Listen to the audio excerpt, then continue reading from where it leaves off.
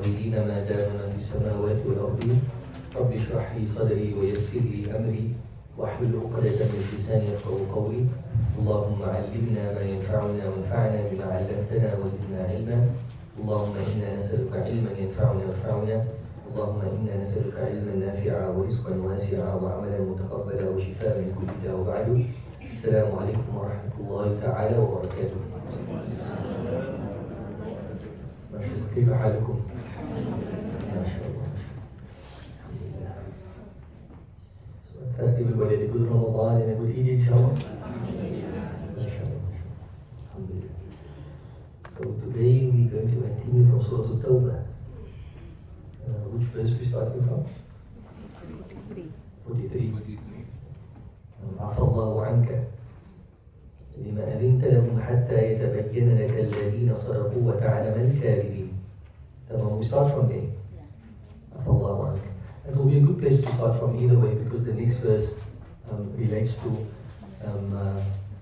what the Prophet ﷺ is being, from a certain sense, with the greatest degree of etiquette and respect. Allah subhanahu wa ta'ala takes his messenger to task. From now, just to facilitate understanding, we put it along those ways, otherwise it's not becoming for us to express ourselves in this particular way. Right? However, uniquely, the principle that comes across here would be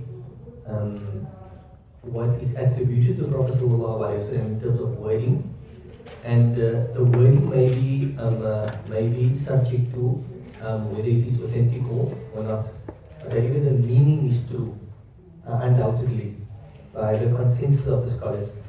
The wording says, أَدَّبَنِي رَبِّي فَأَحْسَنَ تَأْدِيبِي. That the Prophet ﷺ says that my Lord has seen to my reform, فَأَحْسَنَ تَأْدِيبِي, and what an excellent reformation he has seen to. So we find in the Quran, there are certain instances where the Prophet ﷺ is addressed, and there's some what we refer to in Arabic as Tawbah, some nurturing. For example, on one occasion, the Prophet ﷺ is sitting with the leaders of Quraysh, and then Abdullah ibn Maktoum comes to him, and the Prophet ﷺ frowns. So then Allah subhanahu wa ta'ala reveals the words Abasa wa Tawalla and Ja'ul A'ma. So the Prophet ﷺ wasn't wrong. The Prophet ﷺ was desirous that the city, that the Quraysh would accept Islam, the disbelievers would accept Islam.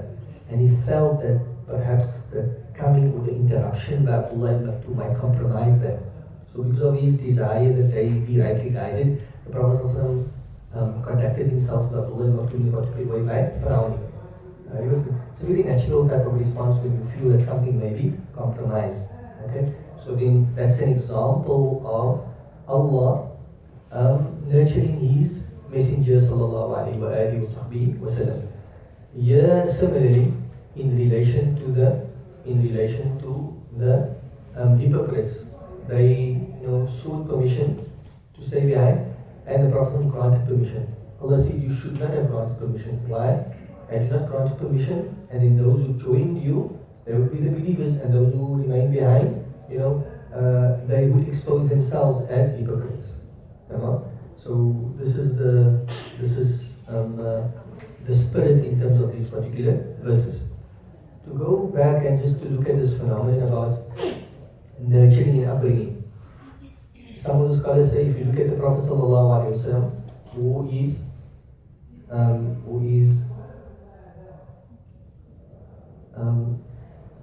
the example, par excellence of the reason of our existence. And what is that? To worship Allah. In other words, the greatest human being is the Prophet ﷺ. Despite that, you found that Allah facilitated for his reformation, for his nurturing, his upbringing. So in other words, he was not independent from this particular perspective. You follow? If that applies to the Prophet ﷺ, what about you and me? For our nurturing and our development.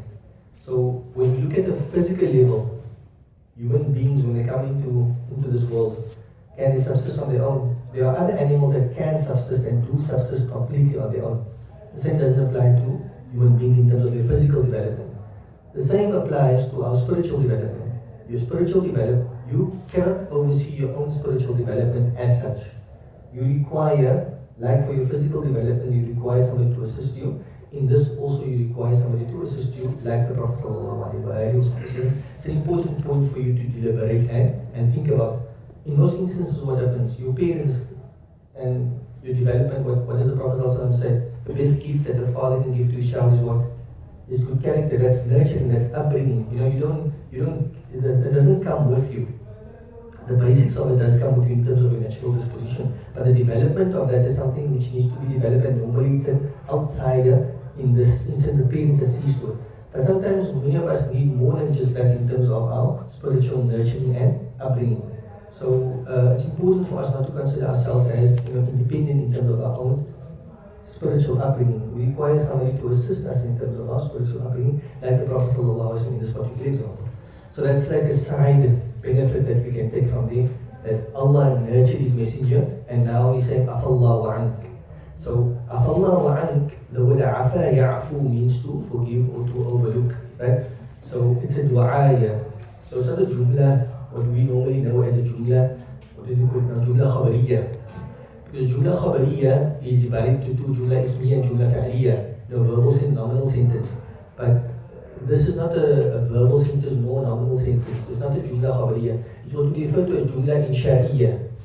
And an example of a jumla insha'iyya is jumla du'a'iyya. This is a du'a.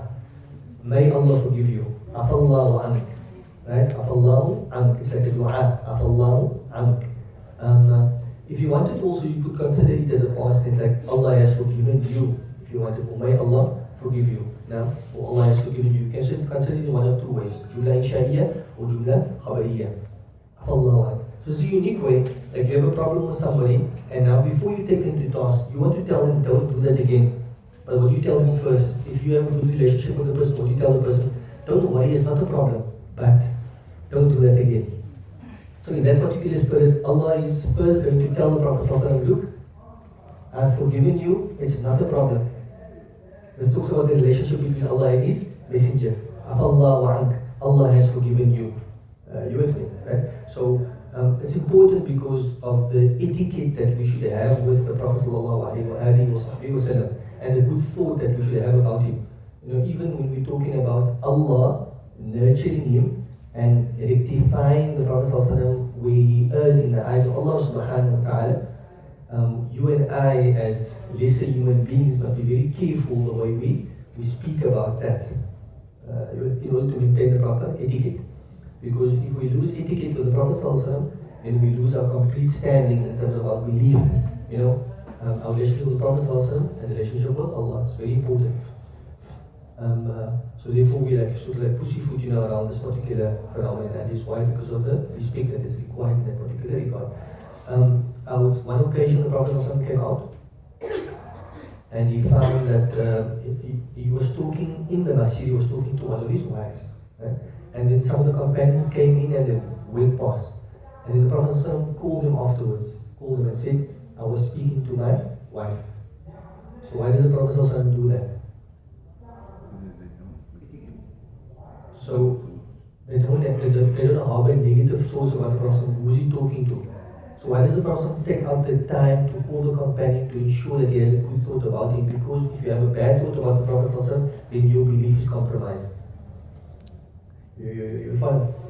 And the second lesson that you and I can learn from is sometimes, you find yourself in a position and somebody comes past. They may misinterpret what you are doing. Then sometimes, they can think what they want. That's not sometimes the right attitude. You can't influence what people think about you. That's what they think about you. That's their sort of like prerogative, if you want to even put it that way. But sometimes you're in a potential situation where the situation might lead people to think negative about you. In those instances, like the example of the Prophet ﷺ, you must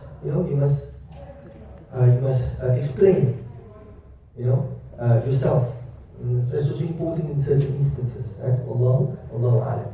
So those are the broad ideas around this particular ayah you must understand. So here, without a doubt, Allah is taking His messenger to task, but understand the manner in which it is happening. The manner in which it is happening. So, Afallahu ank, may Allah forgive you, or Allah has forgiven you.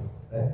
Lima, the lima is a question mark. It's normally limada. Right? So you're getting two forms, limada and lima. Right? This was like an abridged form of lima. Lima adinta. Adina ya'dhanu means to grant permission. Lima adinta. Why did you grant permission lahum for them? Hatta until, in other words, you should not have granted permission. Hatta until yatabayyana, tabayyana yatabayyanu, from the root letters bayanun, which means to be clear, bayyin, right? Yatabayyana, until becomes clear, laka, for you, alladhina, those who sadaqu, those who are truthful. Those who are truthful. وَتَعْلَمَ الْكَاذِبِينَ وَتَعْلَمَ, and you come to know, عَلِمَ يَعْلَمُ, you come to know, الْكَاذِبِينَ, or other, the liars. Right? If you granted them permission now, there is no distinction. Because there will somebody say, we stay behind. Why? Because you granted us permission to stay behind. You can't infer therefrom that we are hypocrites or anything, but if you didn't grant permission and then they stay behind, and then what that would amount to, that would be a hypocrite. Right? In other words, not obeying the Prophet Muhammad sallallahu alaihi wasallam. And Allah continues, لا يستأذنك الذين يؤمنون بالله واليوم الآخر أن يجاهدوا بأموالهم وأنفسهم. So maybe just to give some context to this, they were, and we will discuss that at the end part of Surah Tawbah. In this battle, the battle of, which battle was this now? The battle of Tabuk. The battle of Tabuk. So what happens is, there were certain believers that stayed behind. Three in particular. Right? And they were boycotted at a later stage. They stayed behind. Did they seek the Prophet's permission to stay behind? No. They stayed behind, and they were guilty of what? They were guilty of procrastination. Look, everybody's readying themselves. I'm going to ready myself also, and I'm also going to join. Lo and behold, the time came with the army and the levy set off. And now they came to realize that they can't already. Okay, they can't already, you might as well stay behind. Does it ever happen to you? It happens to you. Right? So this happened to the believers, but it happened just at the wrong time. Any other time it would be okay. But the book, big problem. The point which I want to highlight is that those believers, they didn't seek the permission of the Prophet to remain behind, because their intent was not to remain behind. Their intent was to join. So the believers, Allah wouldn't seek your permission to stay behind, because they know the importance of, at this juncture, striving in the path of Allah subhanahu wa ta'ala. Right? Now, so لا يستأذنك الذين يؤمنون بالله واليوم الآخر. So that لا will be لا نافية. لا يستأذنك. استأذن. يستأذن استئذان means to seek permission. The root letters there are أذن يأذن, which means to grant permission. Ista'dhana, to seek permission. Uniquely, I don't know of, it must be of a significance. The word adina, when you seek permission, the ulama explain it in a particular way. They explain it in a particular way. What is idhan? Permission.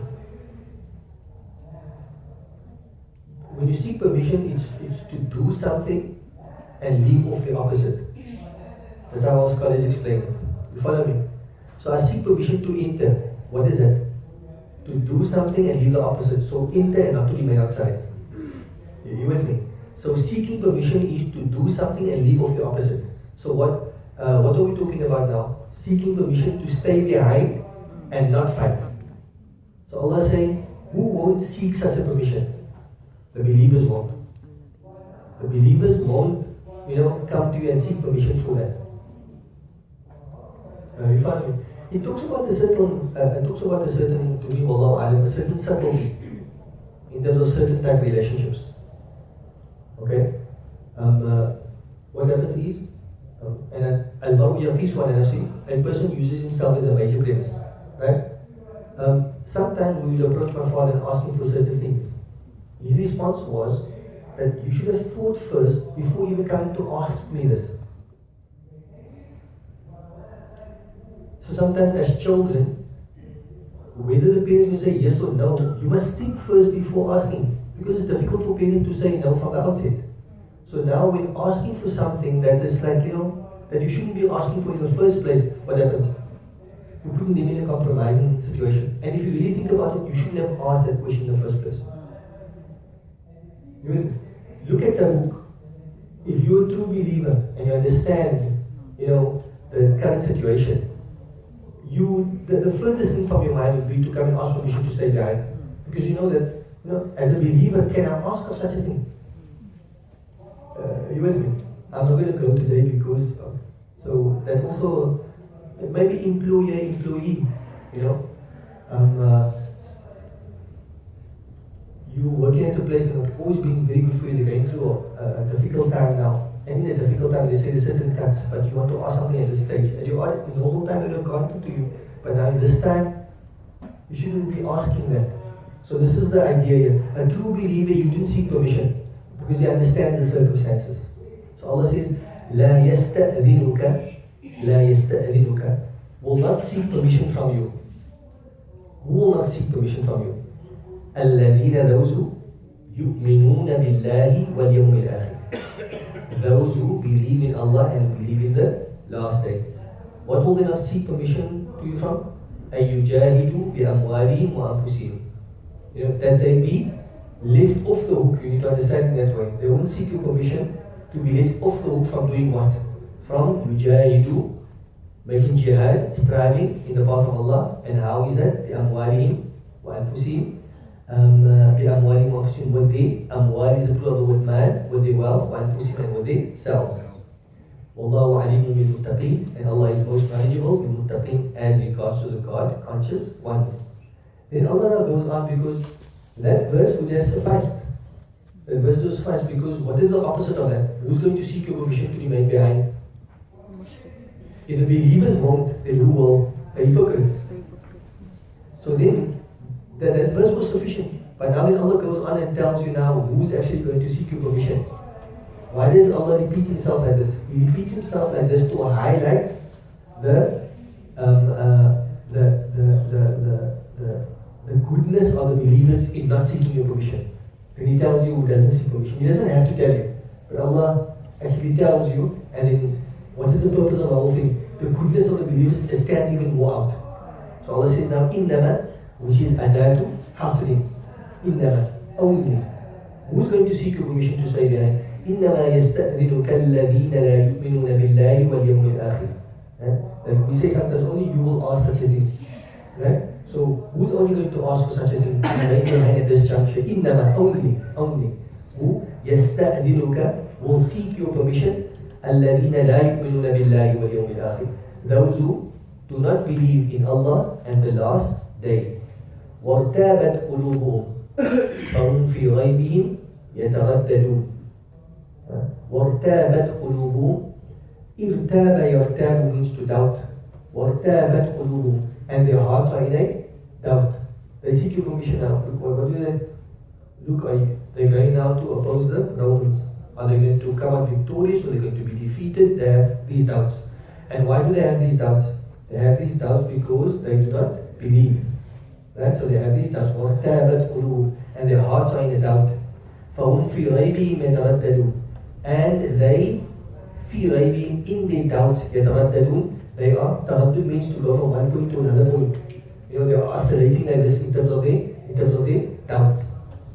Now, the makeup of this verse, as Allah's talking about the psychological space that the hypocrites find themselves in. So, if you want to reread the verse, what happens is they have doubts. Why do they have doubts? Because they don't believe. So they didn't believe and they're still not believing. And they doubted and their doubts are ongoing. They're in a permanent state of disbelief, number one. And as a result of the disbelief, they're in a permanent state of doubt. And therefore, you see the word irtaba. That is a past tense verb. Irtabat qulubum. Their hearts were in doubt. That's in the past tense. And then, the doubt that they had in the past is a continuity of that doubt. Allah uses a present tense verb, yataraddadun. They are, like between things all of the time. So the usage of the past tense verb coupled with the usage of the present tense verb tells you what? That doubt is established in the hearts. That's the past tense, right, for establishment. And then the continuity of this doubt is brought across by the usage of the present tense verb where Allah says yataradadu. And then if you take that back, that this idea of doubts, it comes from where? It comes from belief.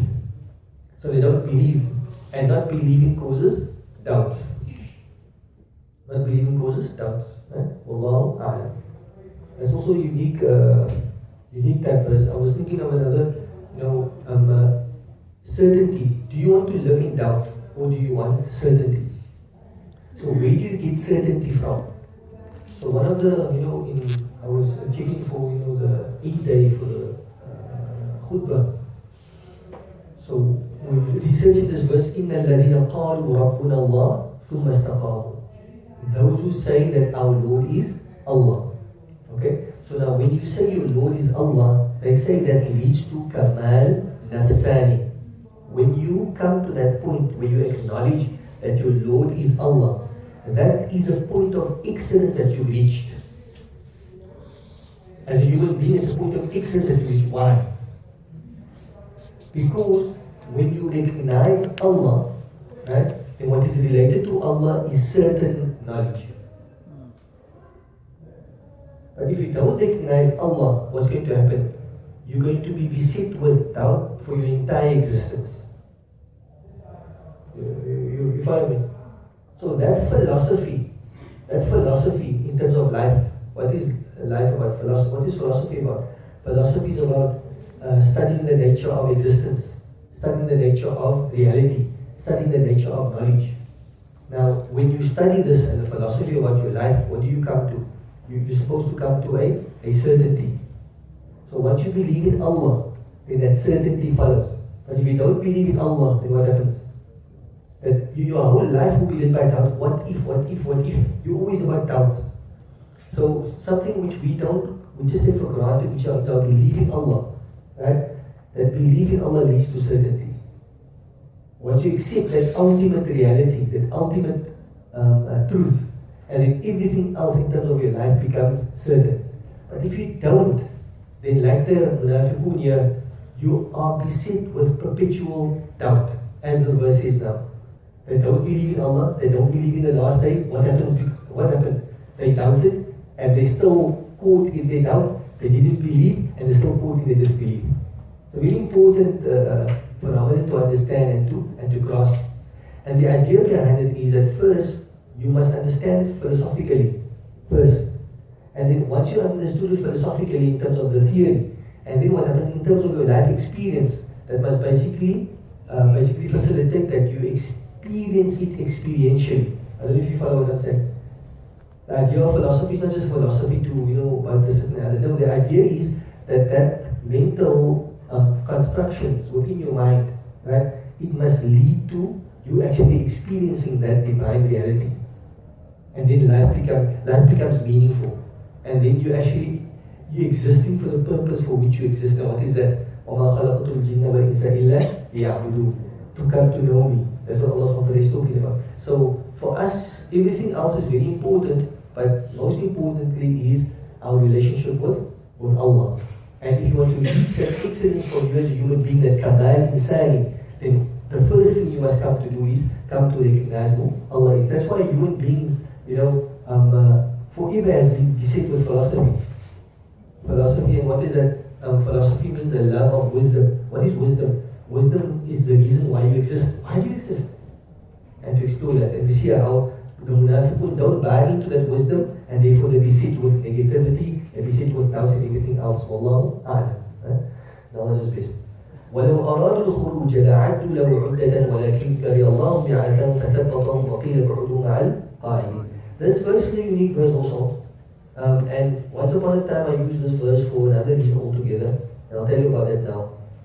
For example, Allah is talking about the munafiqun. They're saying, look here, we actually wanted to come out to fight in the path of Allah. There was our sincere intention. But what happened is there was what they refer to it as an accident. Something happened, and as a result I can't go out. That's what the munafiqun are saying. Look here, Tabuk, I'm 100% ready. But you know what happened? My family, my farm, my this, that and the other. Because that's their claim. Allah is saying that if they actually wanted to go out, then they would have practically prepared to go out. But they didn't practically prepare. So what are they? They are lying. Are you with me? I'll give you an example which relates to us, and this is on one occasion I had to prepare a talk, and it's for myself first. So you go sleep at night. So you oversleep for Fajr. So you wake up and you say, look here, Allah wanted me to toss for that. Why? Because I overslept. You lie. If you really wanted, I'm not saying you're lying. You may be lying. I told myself, I tell myself, you lie. I actually told myself that you're lying because if you really wanted to make Fajr, then you have prepared, you have put preparations in place to wake up for Fajr. So in other words, when you go sleep and now you like liquor, I don't know how you guys do it, but I like to jump in the bed, and then pull the blankets like liquor straight, man. That's the sticky under my foot there, and other sticky on my side there, and my pillow like that, and then, now you're like just, ready for takeoff. You can feel that like sort of, So now, right at that point, what do you remember now? I didn't put on the alarm. Now at that point, if you were true that you want to get up for Fajr, you're going to like disengage. Because there's no guarantee that the second time you put your blankets that is going to be like the first time.